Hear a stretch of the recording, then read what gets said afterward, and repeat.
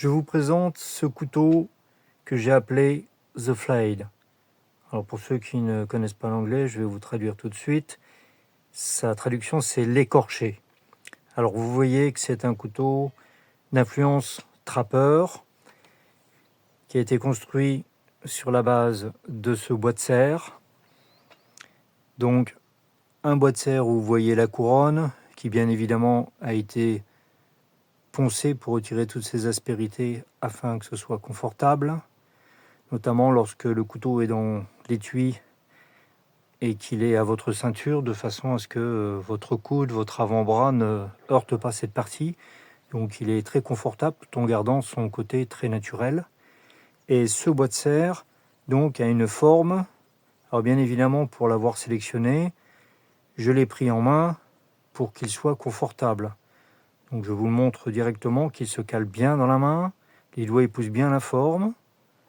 Voilà, aucune aspérité n'en ressort. Alors bien évidemment, ça a été poncé. Un bois de serre très souvent présente une couleur brune à l'extérieur, qui est une très fine couche. Et quand on le ponce, quand on retire, là ça a été fait partiellement, quand on retire cette fine couche, apparaît une couleur beaucoup plus blanche, voire des fois légèrement jaune. Il n'est pas très agréable quand c'est jaune, de mon point de vue. Là, c'était un petit peu le cas. Donc, ça a été teinté, ça a été patiné comme j'aime le faire, sur ce manche, vraiment pour lui donner beaucoup de gueule, dirais-je. Donc, ce couteau a été construit sur ce mérin de serre. Alors, parlons un instant de son acier, qui est un acier, c'est du C130. Alors le C130, qui est aussi appelé acier 1.1563 selon la norme allemande, mais qui est aussi appelé selon la norme ESI, du W112. Alors, cet acier est un acier à haute teneur en carbone. Alors, il est composé d'1,3% de carbone en général. Sinon, il est sous-classé en C120 s'il présente 1,2.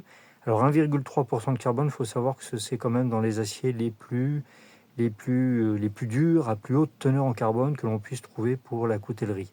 Alors il faut savoir qu'un acier, c'est de 0,23% de carbone, ou quand on a très très faible, on parle d'acier doux, voire de fer, puisque le fer à l'état pur n'existe pas, il y a toujours un résidu de carbone, mais qu'il ne prendra à la trempe que si il comporte 0,4-0,5% de carbone.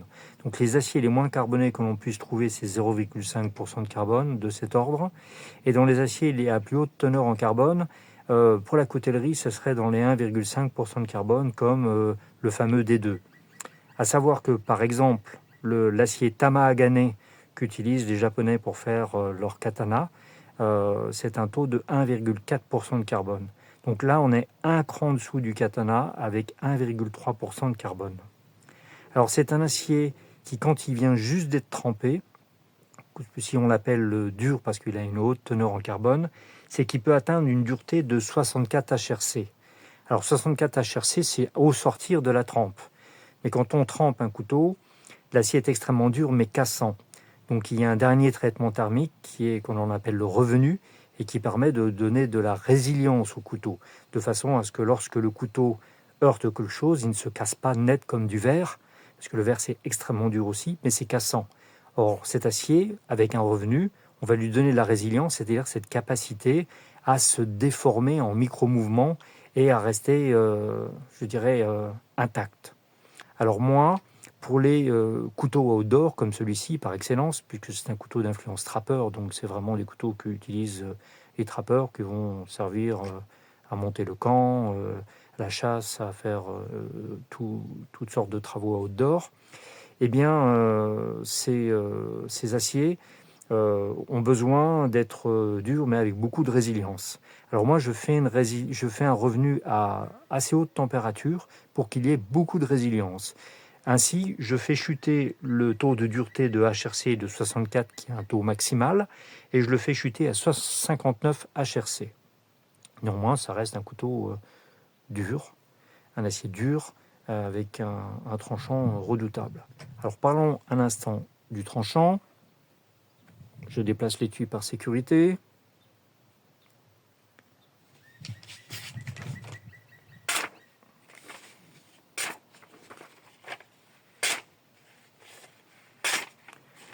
Donc, comme à l'accoutumée,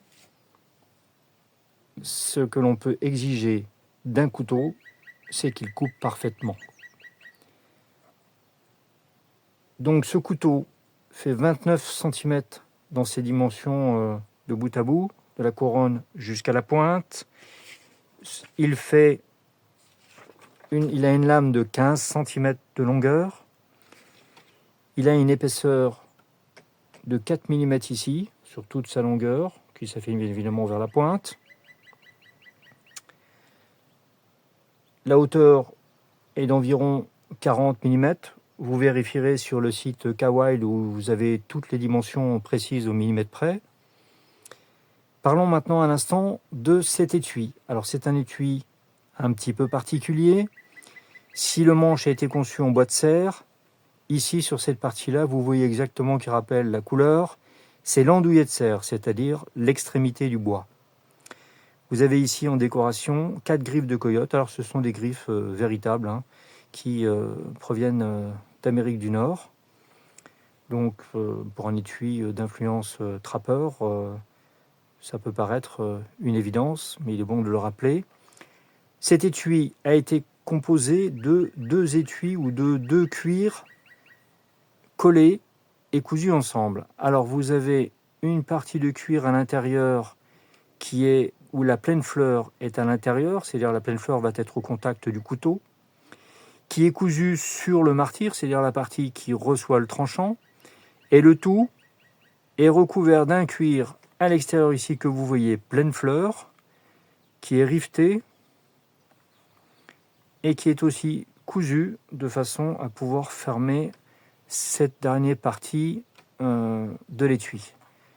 Vous avez un grand passant de ceinture qui permet ici de passer des ceintures très larges, mais pas seulement.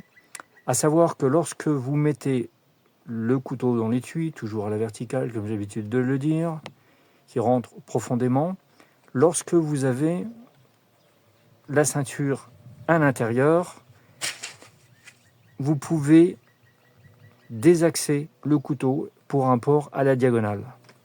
Donc c'est très typique du port d'Amérique du Nord, de toute cette période de l'Ouest américain, où lorsque la ceinture qui est ici va s'axer, vous allez pouvoir le passer d'un port vertical à un port en diagonale. Vous allez aussi pouvoir faire coulisser cet étui dans votre ceinture de façon à passer d'un port sur le côté, et si vous mettez accroupi, eh bien de pouvoir le passer dans votre dos pour que votre couteau ne vous gêne pas. Donc c'est une des particularités de ce système de passant typique qu'utilisaient les trappeurs et d'autres personnes du Grand Ouest américain de cette période-là.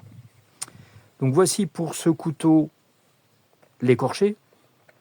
Si vous voulez de plus amples informations, je vous invite à me rejoindre sur le site kwild.fr ou à me contacter directement au 06 95 10 40 11. À bientôt.